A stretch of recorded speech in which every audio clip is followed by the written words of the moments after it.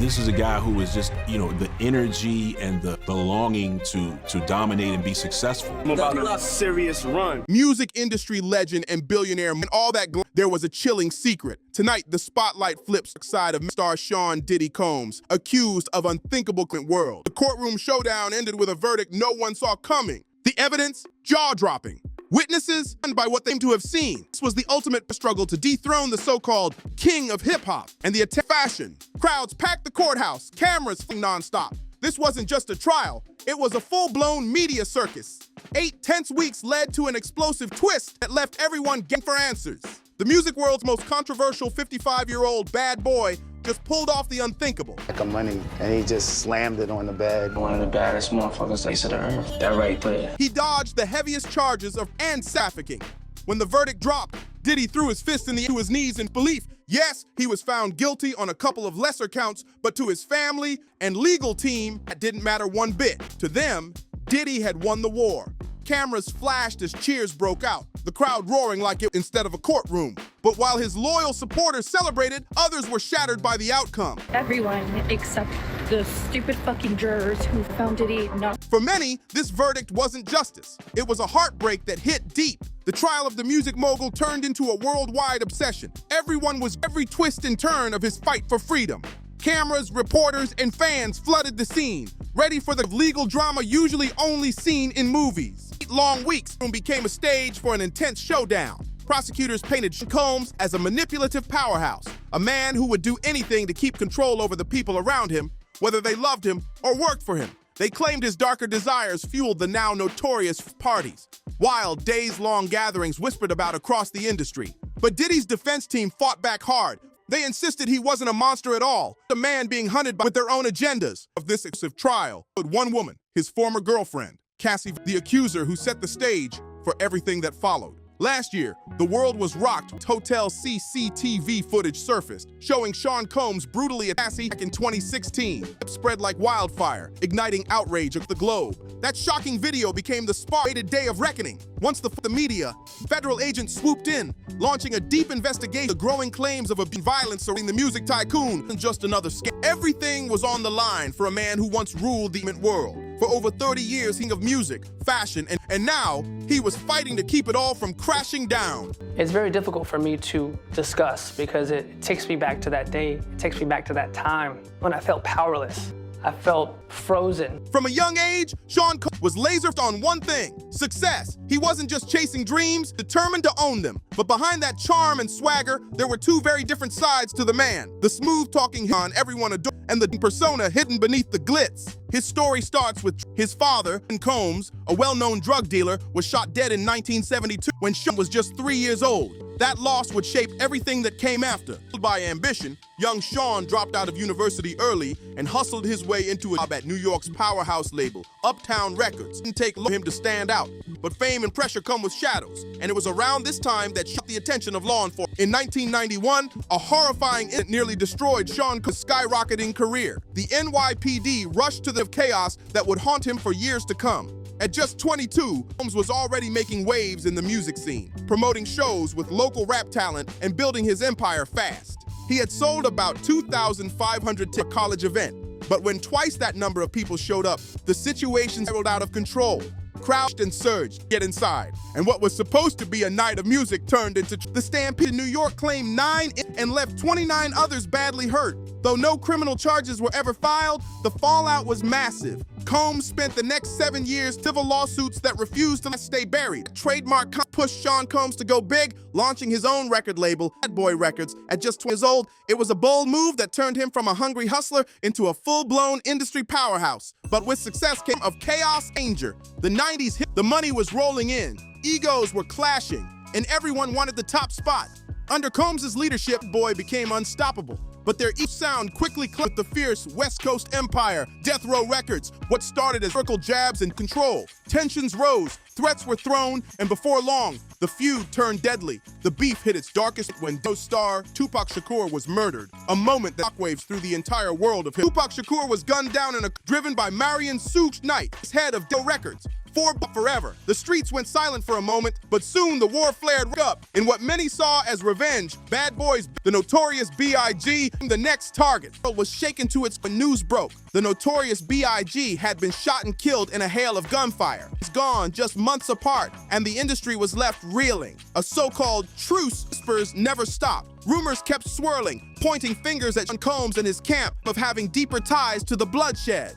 By the late 90s, though, his empire, Bad Boy Entertainment, was a $150 million powerhouse built on fame, fashion, and beats. Such a massive empire was like wrestling a wild beast used to be tamed. Then came 1999, another headline-grabbing scandal that rocked his world. He and his then-girlfriend, superstar Jennifer Lopez, were caught up in a chaotic nightclub shooting that left 3 people injured. The flashing lights, the panic. It was pure mayhem. Soon after, Combs found himself in handcuffs, facing gun charges, and staring down the real of prison time. Inside that packed New York courtroom, high as every camera in the city for the verdict. And then, not guilty, not guilty, not guilty. The Diddy walked, his charm and seemingly bulletproof once again. Afterward, exploded even bigger. From the Sean John line to luxury fragrances, his own brand, and the launch of Revolt, his multimedia company, he was unstoppable. This was also the birth of his iconic all-white celebrity parties, dripping with glamour and excess. Glitzy era of endless bling, Sean Combs reigned as the ultimate with his queen, Jennifer Lopez, dazzling right beside him. From 2007 to 2018, Sean Combs shared a long, high-profile relationship with singer and actress Cassie Ventura, a romance that pictured perfect on the surface, but years later, that would take a haunting turn. In 2022, Diddy was honored with a prestigious Lifetime Achievement Award, celebrating over 30 years of non-stop hustle. From ambitious dreamer to global icon, the crowd cheered, the lights flashed, and it seemed like the victory for a man who had conquered everything. But behind the applause, that moment, the chilling Cassie Ventura, that grand tribute, was a reminder of the endured.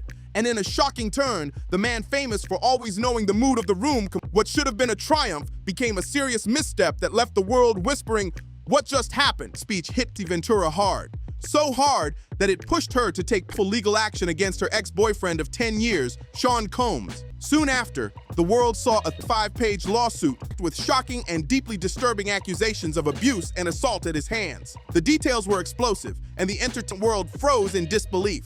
But then, a twist no one expected. In less than 24 hours, it quietly settled for a staggering $30 million. To many, it looked like Diddy had once again used his wealth to master. This time, his luck had run dry. Cassie's case cracked open a dam, and suddenly, a wave of women and former employees began stepping forward, each one sharing their own stories of mistreatment and control. Journalist Cheyenne Roundtree spoke to many of them, uncovering a disturbing pattern that picture of them once seen as untouchable. Philippines knows exactly what it means to live in fear of Sean Combs. From 2019 to 2021, he worked as Diddy's senior executive assistant, a position that promised opportunity, but came with an unpredictable. At first, it's like a golden into the upper ranks of the entertainment empire. And closed doors weren't what they seemed. One night, he says he was called up to Diddy's infamous private parties, a moment that changed how he saw everything. By March of last year, the walls began closing in. Federal agents launched a full-scale investigation following the surge of civil lawsuits against Combs. The FBI, by Homeland Security, raided his lavish mansions and Miami. This described a massive presence of agents everywhere, source said, as authorities searched for the truth behind the empire's glossy surface. Just 2 months later, in May, more devastating news hit Combs like a wrecking ball. Surveillance footage from 2016 surfaced, a shocking video showing him physically assaulting Cassie Ventura, and it swept the world in seconds. Every major outlet ripped on, and the public's outrage exploded online as the whispers grew louder that federal prosecutors were quietly building a case against him. In the sighting of everyone's suspicions, Combs was spotted in New York. Keep a low profile as fans snippets of him entering his hotel. But that night, everything changed. 2 plainclothes federal agents stepped out of the shadows and approached him calmly. In their hands, 13-page criminal indictment down the once untouchable mogul. The world's media went into overdrive. Headlines flashing everywhere. One of the biggest stars was now behind bars. Cameras crowded the courthouse, reporters shouting questions as chaos unfolded in real time. On May 12th of this year, inside a packed federal in New York City, the stage was set for Sean Combs' most crucial performance yet. Not on a stage, but in front of a jury. the self-proclaimed of hip-hop, is about to his life. After decades of surviving scandals, rivalries, and public battles, everything he had built was on the line. His empire, his image, and most of all, his freedom. As the flashbulbs burst and the tension rose, one haunting question through the noise. Do you believe your fathers came out swinging? Sean Combs, a ruthless mastermind who used power, fear, and everyone around him. They brought forward a lineup of 34 witnesses, each ready to reveal the dark side of the mogul's empire. Then he says, prove your loyalty to me. And I'm thinking like, what is he talking about? He rubs his hand on my shoulders and pushes me to a female guest.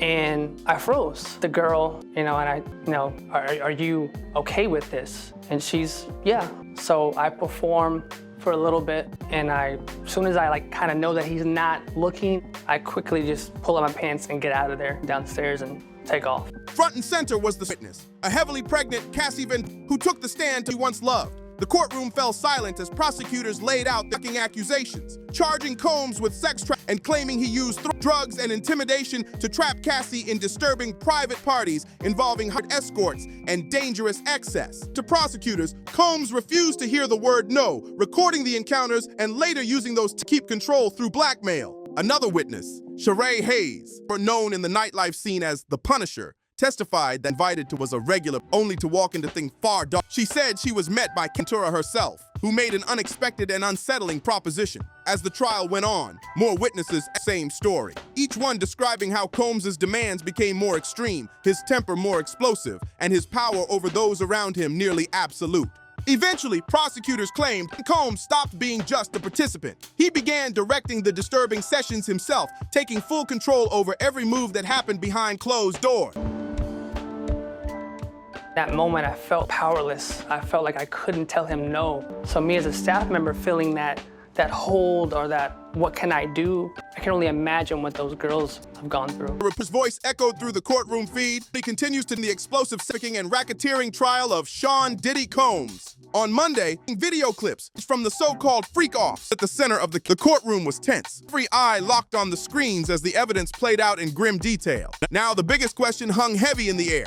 Were these encounters truly consensual, or were they acts of coercion? The jury had to decide which version of Sean Combs they believed. Powerful mogul to prosecutors. How you feeling about it this morning? One reporter asked outside, but no one had an easy answer. Prosecutors didn't stop at Diddy of forcing partners in disturbing sexual encounters. They went even further, claiming he built an criminal nick it all happened. They said this circle of fiercely loyal yet often terrified employees crossed state lines, arranging secret meetups, keeping everything under wraps. According to the prosecution, that same network worked time to protect Combs' fire, covering his tracks, sing whispers, and guarding his at any cost. Now the world watches as the rap mogul to court for week 4 trafficking. A showdown could determine his fate once and for all. Once, Sean Combs lived like royalty, surrounded by wealth, luxury, and influence the globe. But as of September last year, that glittering lifestyle has vanished. His new home, gray cell in Convention Center, far from the mansions and parties that once defined the king of hip-hop.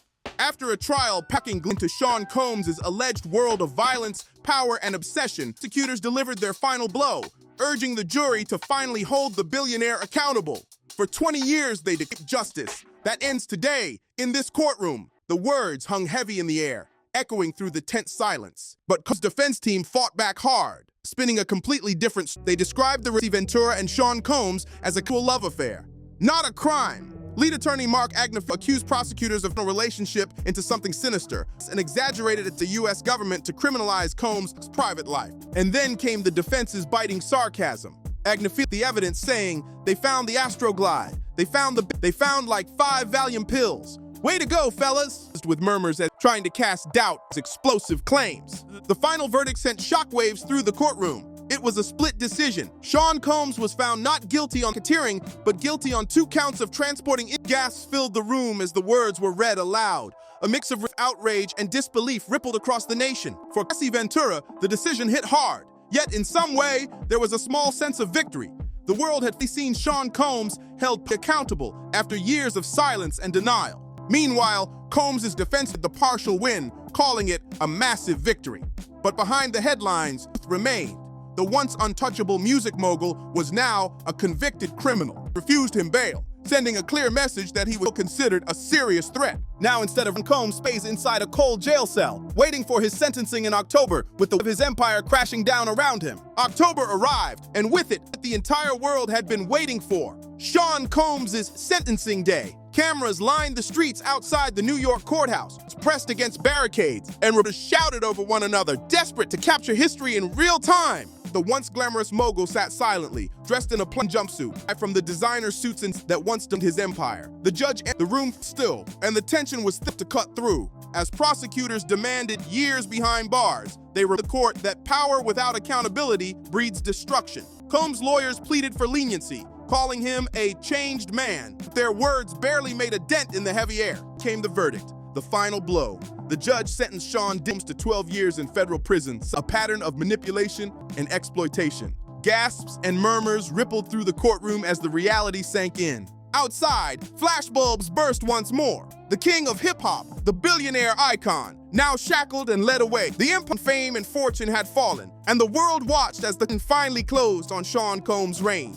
In the weeks following the sentencing, the fallout was massive. Sean Combs' world crumbled piece by piece. His business partners backed, endorsements were yanked overnight, and Bad Boy Entertainment, once a label, was now in free fall. The man who once ruled charts and fashion lines was suddenly erased from red carpets. Across social media, fans were split, some defend him fiercely, clinging to nostalgia that shaped him, while others demanded his legacy be stripped clean. Every interview, every old clip was rewatched and reanalyzed as the internet searched for the signs everyone had missed. Meanwhile, inside prison walls, Combs' reality was different. Gone were the velvet ropes and luxury jets, replaced by cold concrete, strict routines, and whispers about the mogul in their midst. Sources claimed he stays isolated, reflecting, or perhaps strategizing his next move. And the UK life had moved on. The case remained everywhere.